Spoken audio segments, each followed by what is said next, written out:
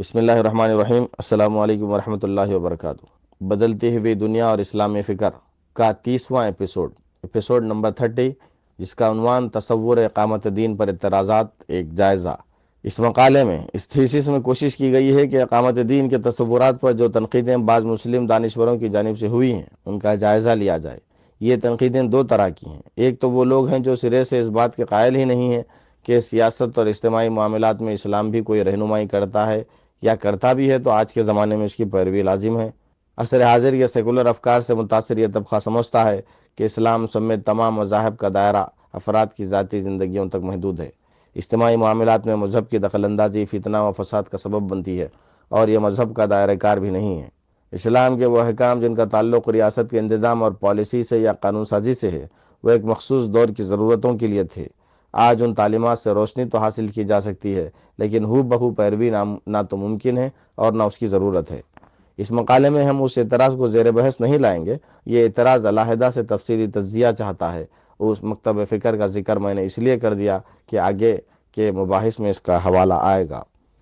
آج ہمارے پیش نظر مسلمان اہل علم کا وہ طبقہ ہے جو اسلام کی جامعیت اور اجتماعی زندگی سے متعلق اس کی تعلیمات کو تسلیم کرتا ہے۔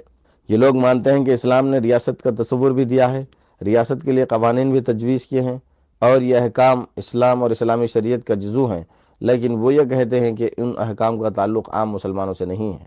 اس کے مخاطب حکمران ہیں۔ اگر کسی کو حکومت اور اختیار مل جائے تو اس کے لیے ضروری ہے کہ وہ قانون سازی اور ریاست کے نظم و انصرام میں اللہ کے احکام کی تعمیل کرے، لیکن عام مسلمان جنہیں حکومت کا اقتدار حاصل نہیں ہے، وہ نہ ان احکام کے مخاطب ہیں اور نہ اس کے مکلف ہیں کہ ان احکام میں شریعت کی تنفیذ کے لیے کوئی اجتماعی جد و جہد کریں۔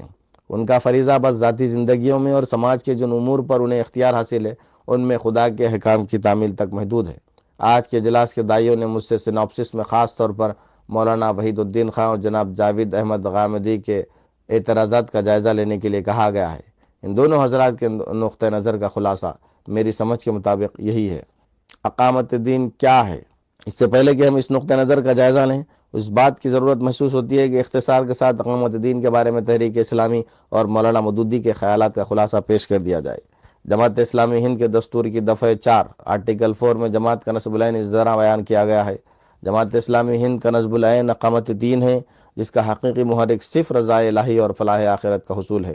اس نصب العین کی تشریح اس دفعہ میں اس طرح کی گئی ہے: اقامت دین میں لفظ دین سے مراد وہ دین حق ہے جسے اللہ رب العالمین اپنے تمام انبیاء کے ذریعے مختلف زمانوں اور مختلف ملکوں میں بھیجتا رہا ہے، اور جسے آخری اور مکمل صورت میں تمام انسانوں کے لیے اپنے آخری نبی حضرت محمد صلی اللہ علیہ وسلم کے ذریعے نازل فرمایا، اور جو اب دنیا میں ایک ہی مستند، محفوظ اور عند اللہ مقبول دین ہے، اور جس کا نام اسلام ہے۔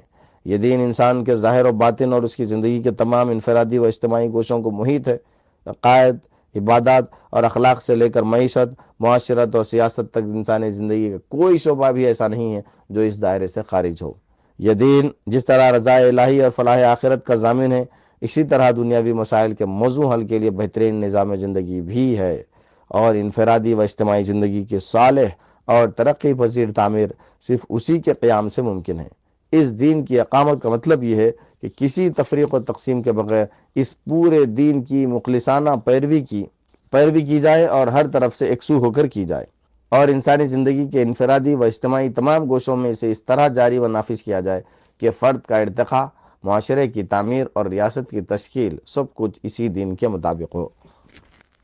دستور جماعت کی دفعہ 5 اس نصب العین کے حصول کے لیے اختیار کیے جانے والے طریقہ کار سے بحث کرتی ہے۔ اس کے درج ذیل جملے قابل توجہ ہیں: جماعت اپنے تمام کاموں میں اخلاقی حدود کی پابند ہوگی اور کبھی ایسے ذرائع یا طریقے استعمال نہ کرے گی جو صداقت و دیانت کے خلاف ہو، یا جن سے فرقہ وارانہ منافرت اور طبقاتی کشمکش اور فساد فی الارض رونما ہو۔ جماعت اپنے نصب العین کے حصول کے لیے تعلیمی اور پرامن طریقے اختیار کرے گی، یعنی وہ تبلیغ و تلقین اور اشاعت افکار کے ذریعے ذہنوں اور سیرتوں کی اصلاح کرے گی، اور اس طرح ملک کی اجتماعی زندگی میں مطلوبہ صالح انقلاب لانے کے لیے رائے عامہ کی تربیت کرے گی۔ ان دفعات میں خاص طور پر درج ذیل باتیں قابل توجہ ہیں، جن میں پہلا، اقامت دین کا مطلب صرف ریاست کی سطح پر اسلامی احکام کا نفاذ نہیں ہے، بلکہ پوری زندگی میں اسلام کی پیروی ہے۔ اس میں ریاست بھی شامل ہے اور اس کے ساتھ افراد کا اللہ سے تعلق، ان کے جذبات و داعیات، ان کی عبادات اور ان کے اخلاق اور سماج سے متعلق تمام امور و معاملات بھی شامل ہیں۔ دوسرا، دین کا قیام یا زندگی کے تمام گوشوں میں اسے جاری و نافذ کرنے کا کام زور و زبردستی کے ذریعے انجام نہیں پائے گا، بلکہ لوگوں کی ذہن سازی یا رائے عامہ کی تربیت کے ذریعے انجام پائے گا۔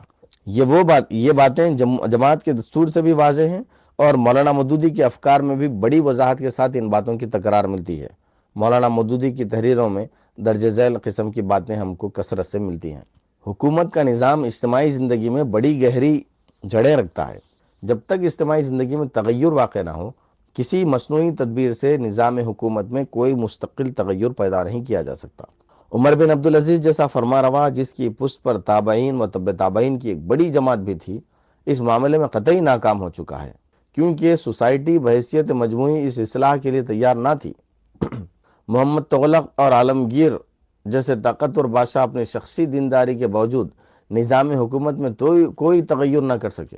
یہ اس وقت کا حال ہے جب ایک شخص کی طاقت بہت کچھ کر سکتی تھی۔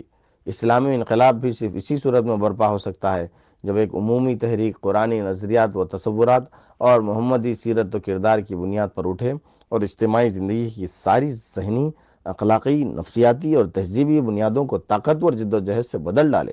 میرا مشورہ ہمیشہ یہی رہا ہے کہ خواہ آپ کو بھوکا رہنا پڑے، گولیاں کھانی پڑے، مگر صبر کے ساتھ، تحمل کے ساتھ، کھلم کھلا علانیہ طور پر اپنی اصلاحی تحریک کو قانون، ضابطے اور اخلاقی حدود کے اندر چلاتے رہیے۔ کوئی دوسرا نظام مثلاً کمیونزم لوگوں پر زبردستی ٹھوسا جا سکتا ہے، لیکن اسلام اس قسم کا نظام نہیں ہے۔ وہ پہلے لوگوں کے دلوں میں ایمان پیدا کرنا ضروری سمجھتا ہے، کیونکہ ایمان کے بغیر لوگ خلوص کے ساتھ اس کے بتائے ہوئے رستوں پر نہیں چل سکتے۔ پھر وہ اپنے اصولوں کا فہم اور ان کے برحق ہونے پر اطمینان بھی عوام کے اندر ضروری حد تک اور خواص خصوصاً کارفرماؤں میں کافی حد تک پیدا کرنا لازم سمجھتا ہے، کیونکہ اس کے بغیر اس کے اصول و احکام کی صحیح تنفیذ ممکن نہیں ہے۔ اس کے ساتھ وہ عوام و خواص کی ذہنیت، انداز فکر اور سیرت و کردار میں بھی اپنے مزاج کی مطابق تبدیلی لانے کا تقاضا کرتا ہے، کیونکہ یہ نہ ہو تو اس کے پاکیزہ اور بلند پایہ اصول و احکام اپنی صحیح روح کے ساتھ نافذ نہیں ہو سکتے۔ یہ جتنی چیزیں میں نے بیان کی ہیں، اسلامی نظام کو برپا کرنے کے لیے سب کی سب ضروری ہیں، اور ان میں سے کوئی چیز بھی جبراً لوگوں کے دل و دماغ میں نہیں ٹھونسی جا سکتی۔ اسلامی تحریک کے کارکنوں کو میری نصیحت یہ ہے کہ انہیں خفیہ تحریکیں چلانے اور اسلحہ کے ذریعے سے انقلاب برپا کرنے کی کوشش نہ کرنی چاہیے۔ یہ بھی دراصل بے صبری اور جلد بازی ہی کی ایک صورت ہے۔ ایک صحیح انقلاب ہمیشہ عوامی تحریک ہی کے ذریعے سے برپا ہوتا ہے۔ کھلے بندوں، عام دعوت پھیلائیے، بڑے پیمانے پر اذہان و افکار کی اصلاح کیجیے، لوگوں کے خیالات بدلیے، اخلاق سے دلوں کو مسخر کیجیے، اور اس کوشش میں جو خطرات اور مصائب بھی پیش آئیں ان کا مردانہ وار مقابلہ کیجیے۔ اس طرح بتدریج جو انقلاب برپا ہوگا وہ ایسا پائیدار اور مستحکم ہوگا جسے مخالف طاقتوں کے ہوائی طوفان محو نہ کر سکیں گے۔ جلد بازی سے کام لے کر مصنوعی طریقوں سے اگر کوئی انقلاب رونما بھی ہو جائے تو جس راستے سے وہ آئے گا اسی راستے سے وہ مٹایا بھی جا سکے گا۔ یہ اقتباسات ہم نے اس لیے نقل کیے تاکہ بحث کو آگے بڑھانے سے پہلے یہ واضح رہے کہ تحریک اسلامی اور مولانا مودودی کے نزدیک اقامت دین کا مطلب اور اس منزل تک پہنچنے کا راستہ کیا ہے۔ اقامت دین صرف حکومت کی تشکیل یا تبدیلی کا نام نہیں ہے، یہ افراد اور سماج کی ہماگیر اصلاح کا نام ہے۔ ریاست کی تشکیل کا ہدف بھی یقیناً اس میں شامل ہے، لیکن اقامت دین کا تصور صرف ریاست کی اصلاح تک محدود نہیں ہے، اور نہ ہی یہ اقامت دین کا اصل ہدف ہے۔ اقامت دین کا جو تصور ان عبارتوں سے واضح ہوتا ہے وہ یہ ہے کہ اسلام کی دعوت لوگوں کے سامنے پیش کی جائے، لوگ اس کے قائل ہوں گے اور ان کے ذہن، اخلاق اور رویے اس دین سے ہم آہنگ ہوں گے تو اس کے نتیجے میں مثالی اسلامی معاشرے کے قیام کے لیے راہ ہموار ہوگی، اور رائے عامہ کی تربیت کے نتیجے میں ریاست بھی اسلامی رنگ اختیار کرے گی۔ اقامت دین کا ہدف جب بھی حاصل ہوگا، دعوت دین اور پرامن طریقے سے رائے عامہ کی تربیت کا نتیجہ ہوگا۔ 30واں ایپیسوڈ مکمل ہوا۔ جزاک اللہ۔